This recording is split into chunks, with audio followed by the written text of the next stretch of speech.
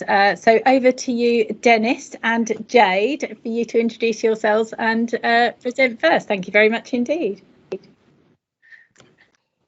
Hello. It's fantastic. Great to be here. And a wonderful, warm welcome to the BRM Institute guys showing up at 4, 5 in the morning, 7 in the morning. That's commitment for you.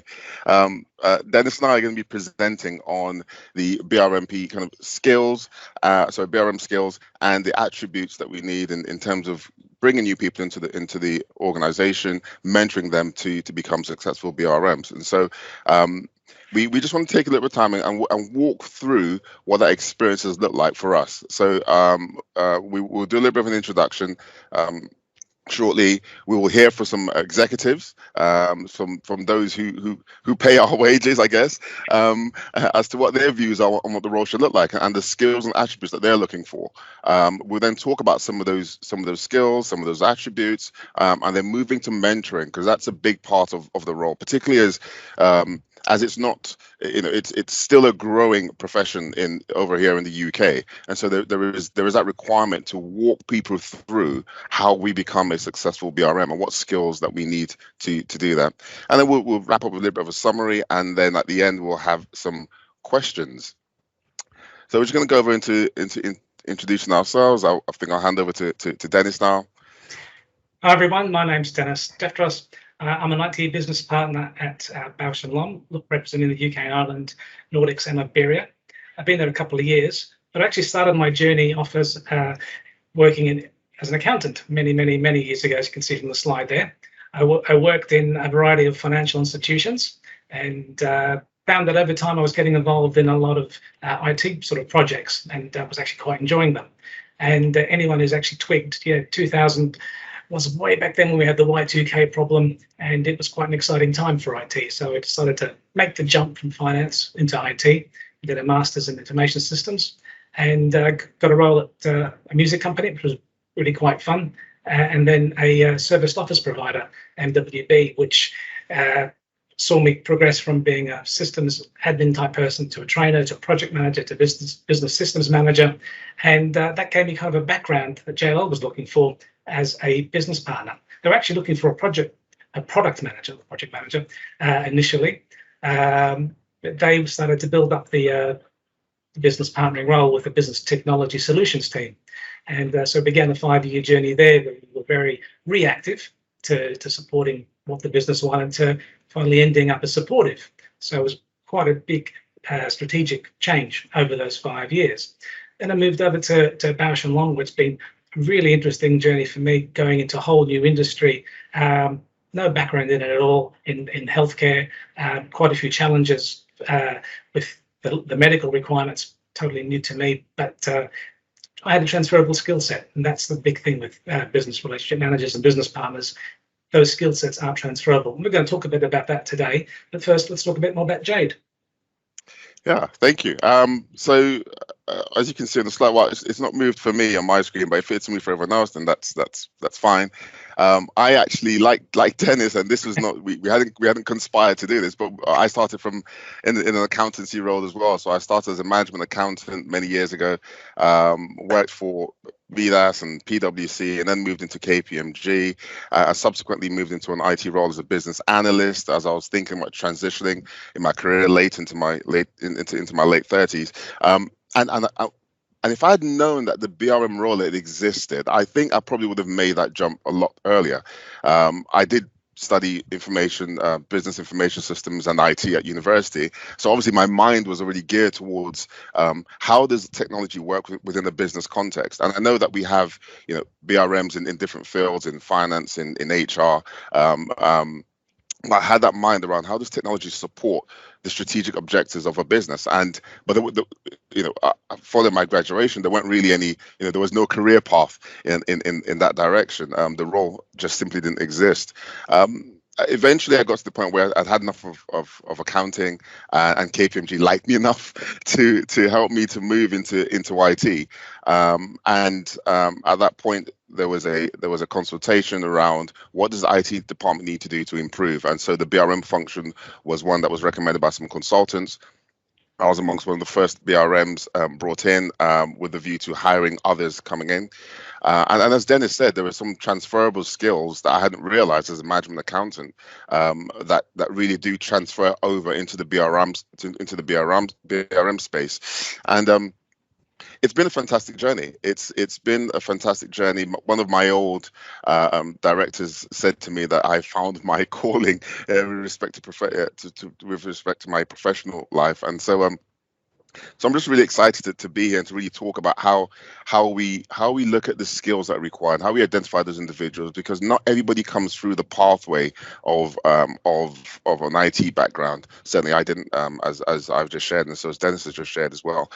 So I think we're gonna hear from some executives. I think it's key to hear from those who run our various technology departments and hear their views on what it means to have a BRM and what skills and attributes they're looking for. So we have three executives that we're going to hear from, and please tell me when I go to the next slide if you can hear the slide when it starts off. I'm having a moment here wondering if I press the right buttons, but my first presentation is from Guillaume Garel. He's the EMEA IT Director Applications at Bausch Health Companies. And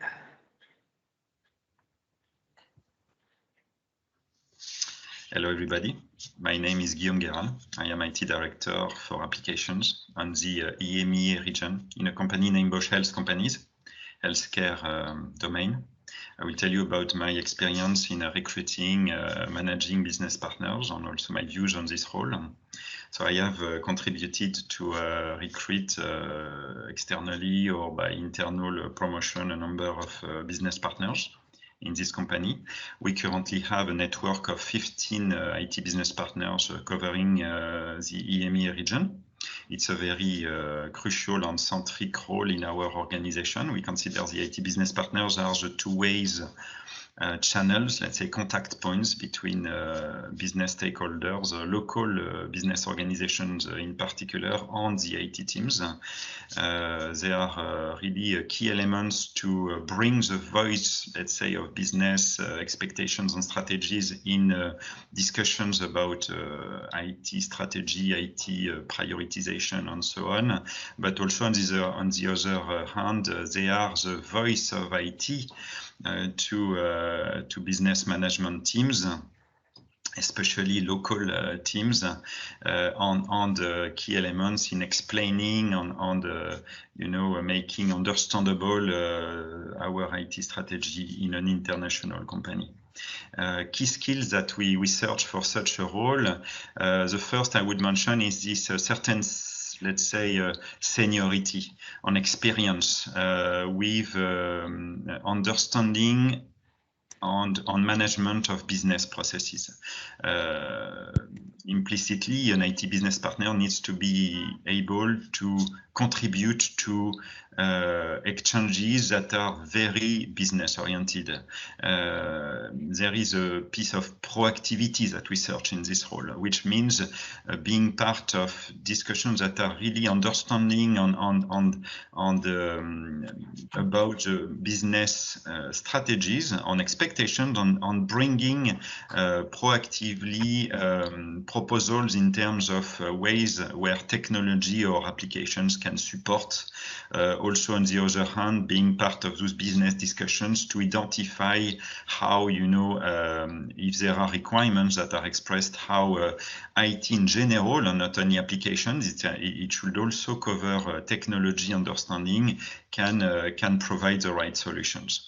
So this is the first skill, level of seniority and experience, of course, related to the particular functional areas that will be in the scope of the position. It will be a different type of experience, for instance, if it is an IT business partner role in a plant or in a distribution center, compared to a collection of commercial or financial sites to support.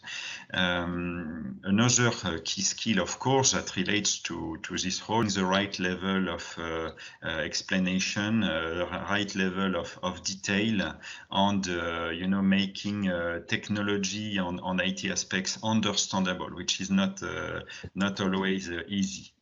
The next key skill I would mention relates to pedagogy.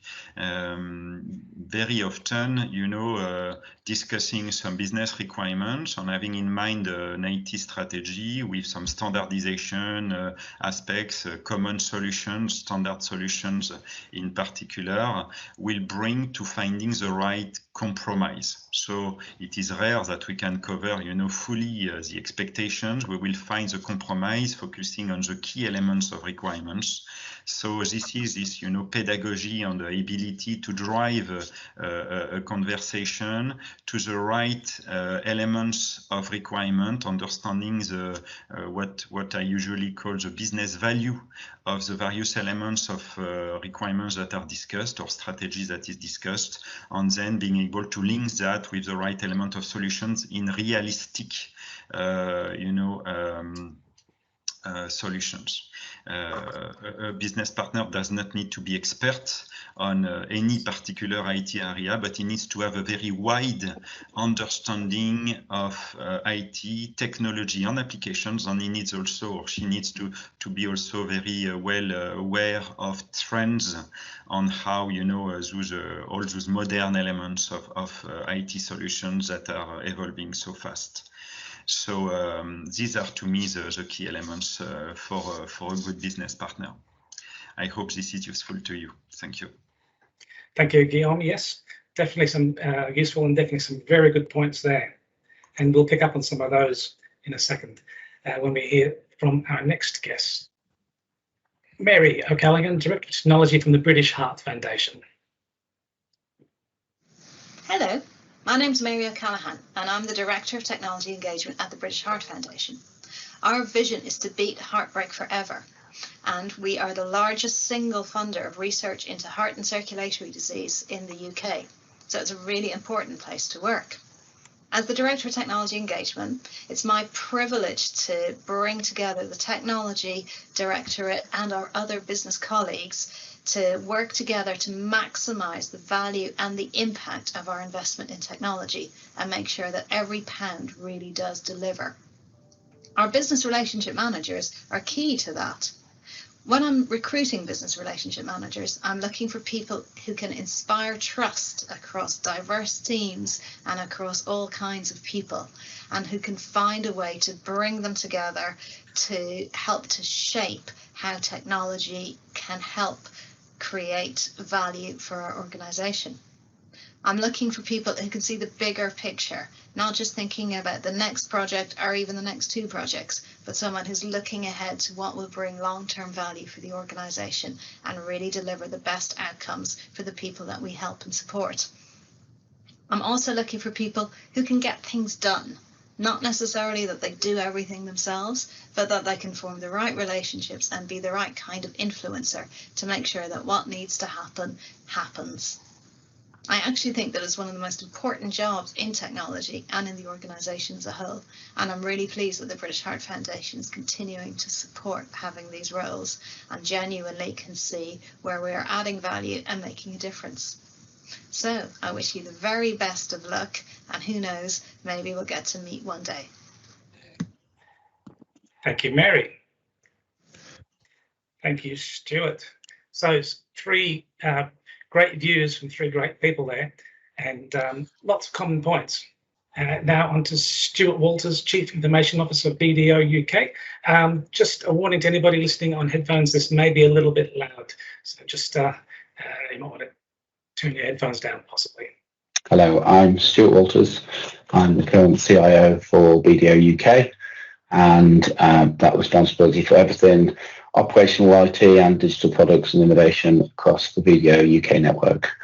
My background is IT and technical. I do the technical track, worked on the service desk, second line support, sort of Microsoft technical track route through my earlier career. Very quickly moved into managerial and leadership roles, and have been CIO or IT director for 3 law firms previously, and now in BDO as an accountancy firm. And some of the main attributes I look for in a BRM is really good relationship skills. I know it sounds really simple as that's their main key role, but relationship and sales skills. I've used sales coaches before in my BRM teams to help them understand stakeholder management and some of the softer sides. And the more technical sides, I don't think is as important, but really understanding the business and whatever business that is, really getting under the skin of what makes that business tick, what drives it forward, what are the pressures for your stakeholders. The other thing that's really important, and I always express with BRM teams, is don't try to be too strategic before you've sorted out operational issues. So operations always comes first. If things are broke, if things aren't working, those are the things that you need to solve before you start having a strategic or more forward-thinking conversation with stakeholders. We're going to look at the skills and attributes, and this isn't a definitive or exhaustive list, just some key ones that we've picked out from the comments made. So the first essential one, communication, interpersonal skills. I think that's probably a thing that you've got to have in your toolkit. You've got to be able to talk to people and read them and know how to react. Yeah, absolutely. I think it's a key.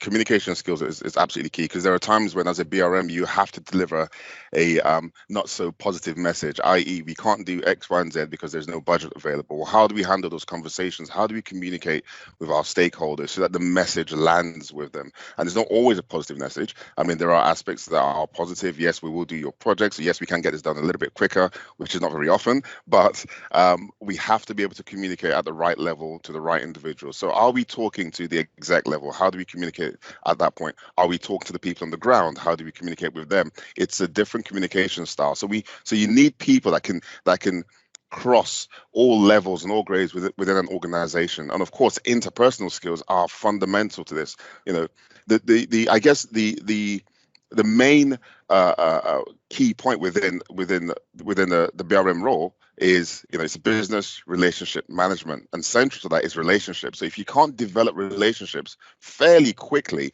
you're going to struggle to get anyone's attention and buying for anything else. So communicating and having those interpersonal skills, getting people on side, you know, making sure people actually like you, because if they don't like you, then you're not going to get very far in the door. I don't know what your thoughts are on that, Dennis. Well, it's funny you say that. I had a scenario where I was working in a new team, and I had a bit of resistance from the stakeholders, from the business side. They just didn't see the point of BRM and BP. They just thought you're just IT.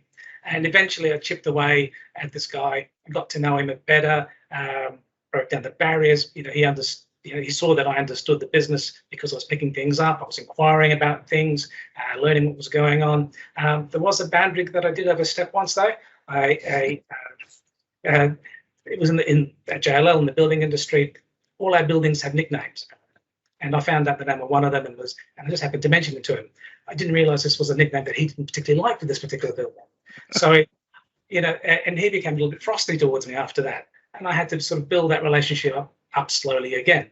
It got back there, but it was something where you know, I hadn't read the room right, and picked up on it. You know, you just got to be adaptable and take that tentative step forward, and knowing when to step back or when to keep pushing things forward. And yeah, it's just one of those learning experiences that you do. Basically. Yeah, absolutely. The next one is our presentation skills. I'm hoping everyone's doing our slides, by the way. Can everyone see the slides? Because I have to admit, I can't see our slides, so I'm using the backup slides on my desktop, which is fine. That's fine. I'm following you. That's good. Okay. Yeah. So presentation skills, it's a key functionality. You've got to be able to present information in a nice, clear fashion to all levels, up and down. It ties in with interpersonal skills. Yep, exactly. And then the next one that we've got, we jotted down was the having an inquisitive mind. Absolutely. I don't think you can come into the business relationship role or the business partnering role and not ask the right questions. We have to have the ability to ask the right questions. We have to, and it leads in actually to the next point, which we may as well bring up now, because it does tie in to the ability to understand the business. Okay. Correct. So effectively, we are here to support, to partner with our business stakeholders to achieve some kind of objective. Now, if you don't understand what it is the business does, who are the clients, what are the challenges internally and externally, then you're not going to get very far. We've been able to be proactive and make recommendations to the business, particularly if you want to operate at the strategic level. It's key to understand the fundamentals of how the business works, how it all ties in together, so that we can provide value, but particularly for those of us who are in IT from a technological standpoint. Yeah, no, exact same point that our executives mentioned. Stuart said that about getting under the skin of the company and understanding, how the business works. And it's not just understanding it; it's working with them to get that solution out there, to get the strategy out. Or, as he so rightly puts, if the operational stuff's not right, you can't move on to the strategic stuff. Yep. And this comes into our next point, that being able to empathise with the business and stakeholders and IT. Their main concern is, things don't work. The plumbing doesn't work effectively. The hardware, the applications. They're not going to be too worried about trying to build a strategy with you if that's not right. Yes, get those out the way. But at the same time, you'd be putting pressure on your IT staff to deliver these issues, to fix these issues. It can be quite a challenging time. Yeah, agreed. I think for me, that was one of the key ones, because I'd spent so many years working as a management accountant, and not feeling as though the IT guys really understood what it is that I did, or didn't empathize with my frustration. So we want a downtime during month end, where we need all our financial systems running at full capacity. Well, that's not the time to be doing some patching. So being able to empathize with the business, but likewise, as a BRM, I found that we need to be able to empathize with IT staff, because we can go out and solicit all of this, work from the business and promise them, the world. But there are people that have to deliver this, and they have priorities and pressures. And so we need to be able to empathize with both sides of the equation to ensure that we maintain a happy equilibrium. I mean, we don't get it right all the time. It's never 100%, but certainly that's what we should be aiming for, pleasing the business and making sure we have our IT, function also in mind, and the pressures that they're under. Absolutely. We really are the man in the middle, woman in the middle, person in the middle. Here it was. Okay, so as well as the essential skills, we've got desirable skills. These are ones where you don't have to have, but can help. The first one we've got is industry knowledge, and I think I'm a prime example here, where I've gone from real estate services to eye care health, and it'd be great if I had it, but I didn't, and I'm hopefully doing okay in the role because I picked up the industry. Sometimes it helps to know that. Sometimes it's all depends on the person that's recruiting for the role.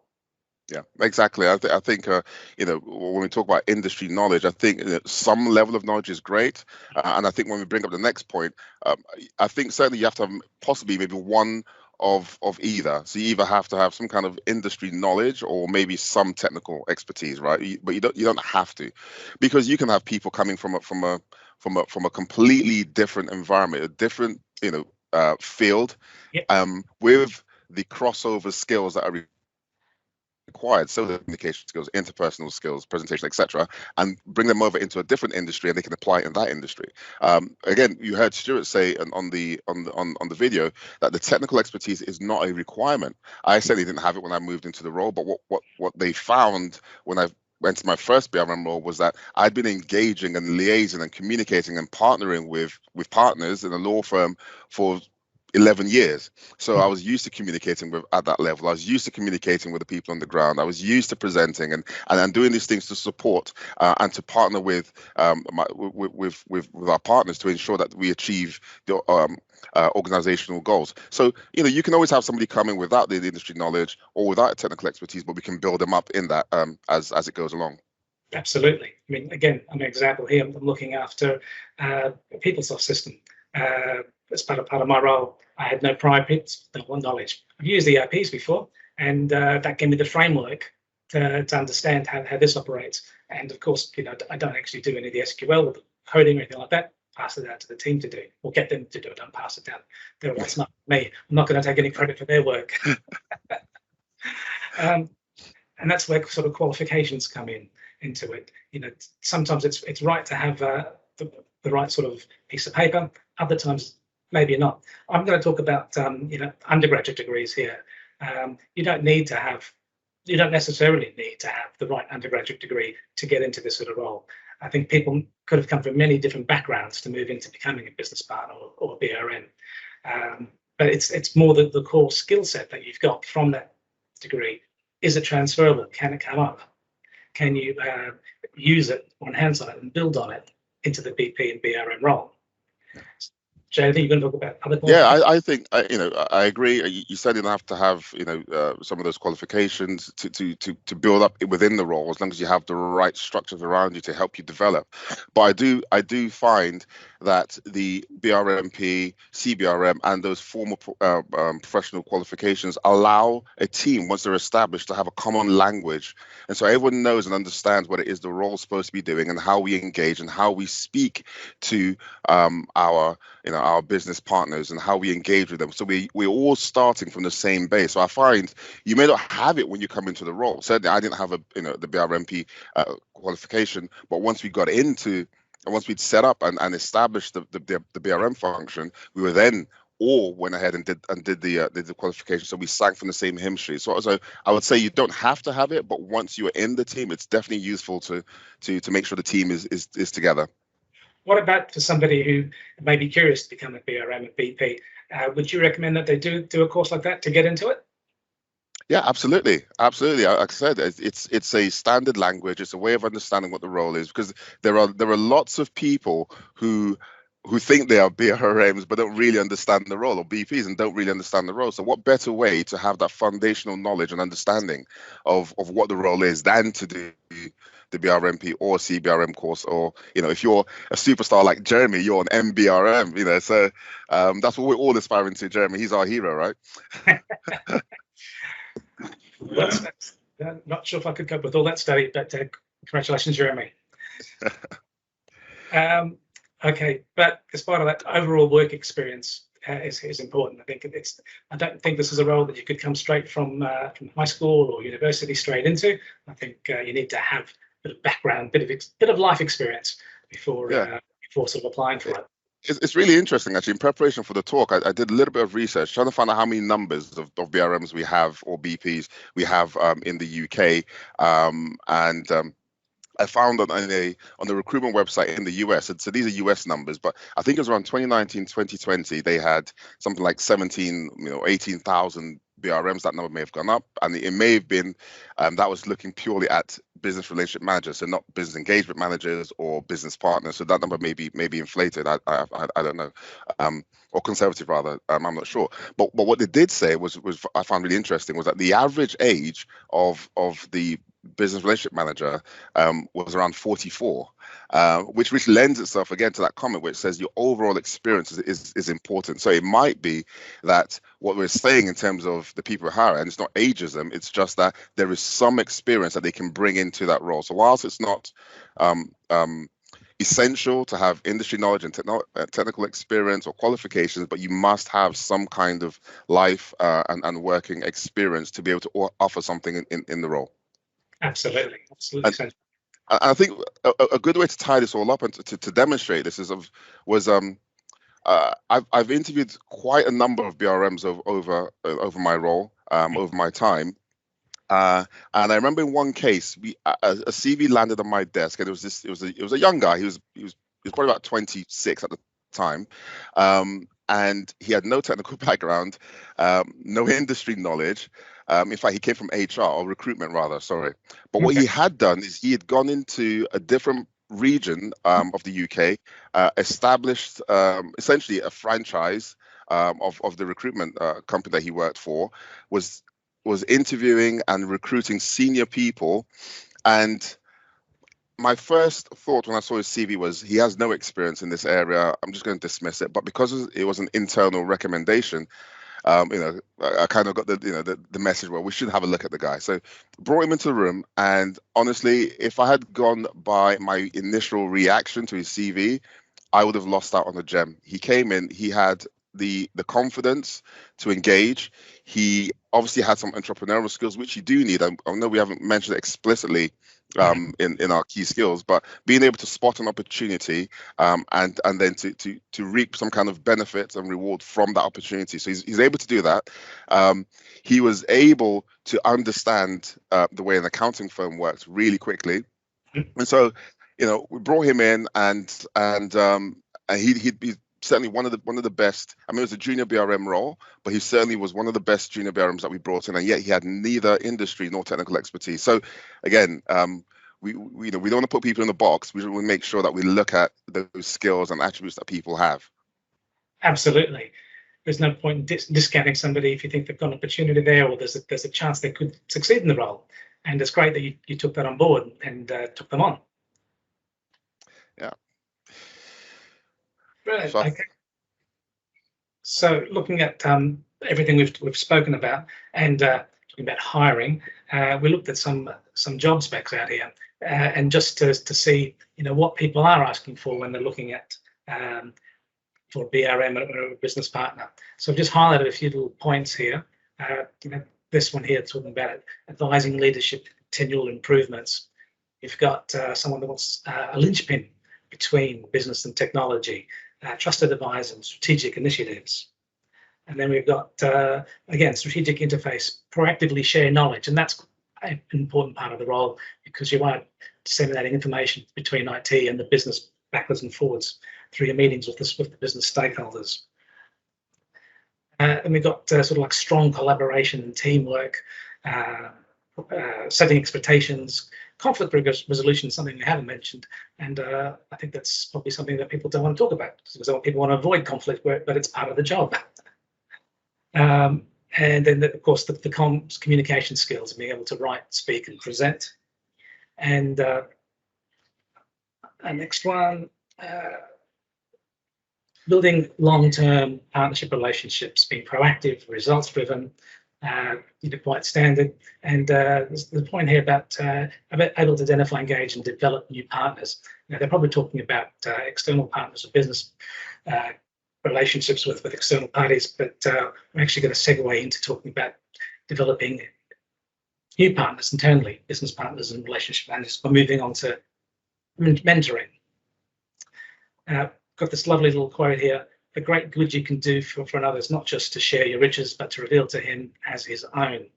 And that's quite important. What we're doing with mentoring is helping somebody uncover their own potential, and in this particular field, those skills that are going to be helpful for business relationship management. But with mentoring, what's the point of it? Yeah, so I mean, essentially, what we're trying to do here is create a forum by which somebody coming in can, and this is within the BRM specific context now, obviously, where someone can come in and kind of grow and develop, and have somebody walk alongside them to develop from possibly a junior BRM into a full BRM, or somebody just coming in from another industry with some level of expertise in their background, certainly those skills that we talked about previously, and then helping them to transition from their previous role into a BRM role. Certainly something that I benefited from in having a mentor when I first moved over from accounting. So it's a very good point to help people develop and achieve their goals professionally. Yeah, it's not just within the team or bringing external. It's also other people within your business that you might want to bring up at the ladder here. And that's why there are different types of mentoring patterns here. You've got formal ones. Some organisations do have a formal mentoring system. Others are a bit more informal, where you just arrange it between somebody that you want to be your mentor. And there's hidden ones where I know my HR team's quite keen on us to develop talent and stretch people, and that's kind of what we'll be talking about. What I'll be talking about. Jade. Yeah. I think have we brought the next point? Sorry. Yeah, all right. Yep. Yeah, sorry, who should initiate it? Yeah. Yeah. So I think this is fundamental. So where you have a formal mentoring structure in an organization, so we had at my previous two organizations, there is something in place. You can go into the internet, you sign up as a mentee, and then someone signs up as a mentor, and then you appear, you're paired up based on your interest and what it is that you're trying to achieve. So what I've done in the past with the junior BRMs is when they first come in, I set up the initial meeting, maybe the first 2 or 3, and they're quite frequent. So we have them maybe every 3 weeks, probably every 3 weeks or so on average. But thereafter, I expect them to then put the meetings in my calendar, because it's not about me forcing them into a meeting to have a conversation about where they want to be and where they want to grow. It's about them taking some ownership for their professional development as well. So who should initiate it? Well, I guess it depends on the organization structure you have, what you have as a formal in place, and definitely you want to put some onus on the mentee to make sure that they are put certain meetings in place. Have you had anybody that hasn't put meetings in and decided to end it themselves? No, I haven't actually. I think no, I haven't. It would be a shame. It would reflect badly on me, right? If they just stopped all of a sudden, just stop attending meetings and walk away. It might just be that they decided this isn't the right path to go down. Yeah. So it's not just that. I'm just conscious of time here. Yep. So just to speed through the points a bit. Confidentiality. Everything's got to remain confidential. It's a safe space for people in these sessions here. They're, you're helping them develop. You're helping them discuss things that they might not discuss. They don't feel free to discuss with their own line manager or senior management. Everything should be confidential. It shouldn't go back to them, except of course, Jade. Anything criminal, we don't be party to that. Yes, we want to partner with people, but certainly not in crime, right? So anything that's clearly, and I'm being facetious here, but anything that is a major infringement upon the organization's goals and the team morale, etc., then we might have to have that conversation with HR. But generally, in terms of their development, it should be confidential, and we shouldn't be sharing things with other people's line managers if they've spoken to us in confidence around their development. All right, so the key points are, listen, don't judge. It's important to make sure that they feel like they're in a safe space, as I said before, and give them the opportunity to talk freely. And that way they learn, they can grow, etc. It's important for you to share your mistakes with them as well as your successes, because I'm sure, quite a few of you have probably been project managers. You've probably got your lessons learned log that you do for your projects. You've probably got your own lessons learned log for all the mistakes you've made in projects, or all the near mistakes, shall we say. Hopefully not haven't made anything too bad. And you've got to acknowledge their success and progress as you move on.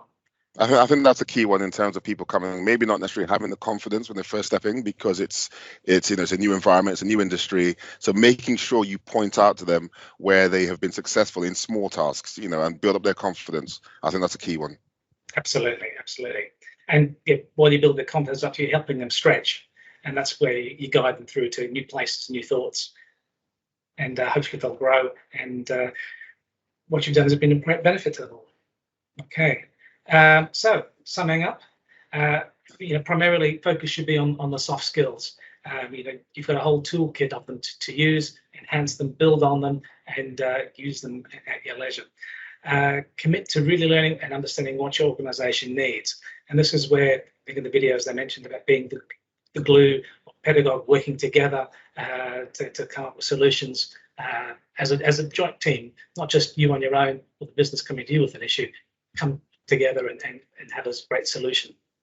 Yeah, and if you've never been involved in a mentorship program, then do it. Either as a mentee, and you're never too old or too experienced to have a mentor. I can assure you of that. I've had a mentor for a number of years, or a mentee, and look out and see if your organization has a formal mentorship program and sign up to it. And the final point, which I think is also very key, and I hope you've learned that and I've expressed that clearly enough, is do consider non-traditional candidates. Don't look purely for people within IT, if you're an IT BRM, or within HR or finance, etc., look outside of the box. And as I said before, if I hadn't looked outside the box and hired, that young guy from the recruitment background, would have lost an absolute gem to the organization. So please look outside the traditional candidate sphere.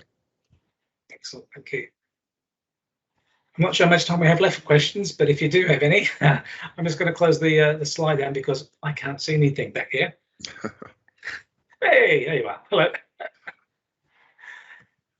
Right.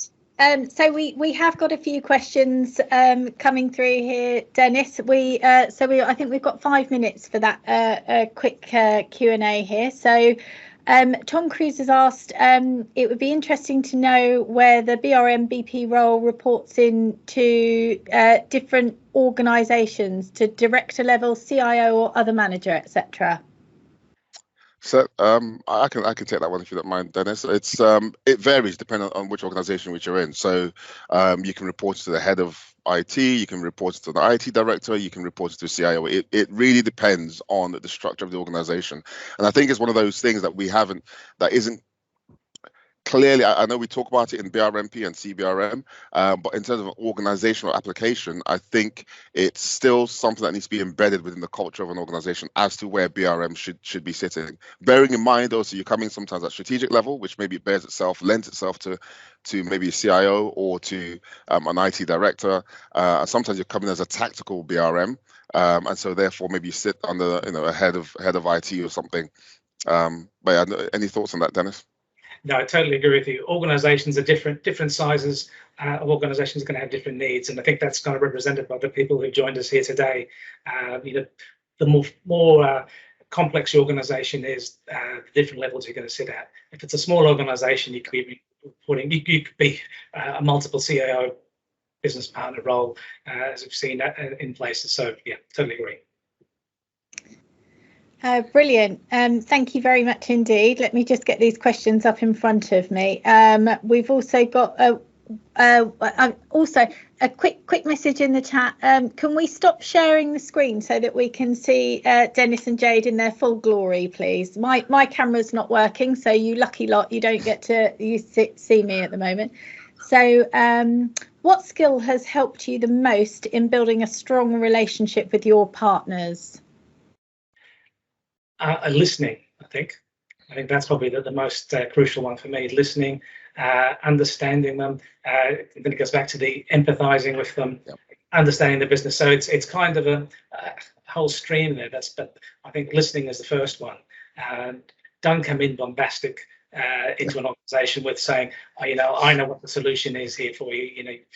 You don't know nothing, sort of thing. I think that's the wrong sort of attitude, and I've seen that with some business partners where they're very arrogant. Just spend some money on this and fix this up. It's not the right attitude to have, because you've got to know the history of the company you're working with, and then start to learn how the people react to you. But listen and absorb before making too many comments. I think that's my view. Jade. I completely agree. Empathy is the biggest one for me. I came from an accounting background, and so I spent most of my career in accounting as a BRM as well, and so I could empathize with the frustrations of some of those partners and directors. When they had the heated conversation about how IT is performing, I could empathize with them and quickly able to win them over because I understood the core frustration that they had. So for me, empathy is probably the key one as well. You've got me back. I'm so excited. I can go on screen. Hey. You know me, I'm so shy. Gavin wants to know, how much is someone born a BRM and how many of the skills can be learnt? Great question. Interesting. Oh. I think it goes back to, we were talking about being inquisitive at one point. And I think that's, I don't know, the people I've met, we're all sort of inquisitive, like to find out more things. I think that's going to be something that you probably have to be born with. I don't know, you can teach how to be inquisitive. You might be able to teach somebody a scientific principle to explore a thesis or etc. and work your way down that path. But that being inquisitive, I think, is probably a skill that's going to be inherent in you. The communication skills, etc. Yes, there are courses you can go on to improve that and to be to listen and stuff. But I think that's probably the one that I'd say. I know as a kid, I was always inquisitive, wanting to find out how things work. I mean, show of hands here, who remembers the magazine Look and Learn? Yay! It's probably showing our age as well. I think people haven't got their cameras on. We need some cameras on, don't we, just to check they're there. If you just do a thumbs up on your chats sort of thing, if you remember Look and Learn, that was a magazine that every week I was quite keen to get down to the newsagent to pick that up. to learn something new. And actually, I was born in Australia and I was getting it 3 months late there, but it was still something I was really keen to read and learn. I think that's, you want to know what's going on. And that's the same getting into an organisation. You like to know what's going on, how things work. That's something that's kind of built into you. And Pez, I don't know if you guys can see the chat at the moment, but Pez is saying empathy, the golden well for all of us. Can't disagree with that. Paul's saying he had to kiss the Blarney stone twice to help him with his BRM soft skills. Yeah, I went once. I wouldn't, well, not without disinfecting it first. Okay, that's brilliant, guys. Thank you so much. You've clearly gone into that with an incredible depth, and it's absolutely brilliant that you've shared all that knowledge with us all. We've reminded people to join us on the LinkedIn community group, and that what's so great about that is that you can follow us and keep this chat going well after the events today and tomorrow. So please do. LinkedIn, as you can see, very friendly bunch here. So next up,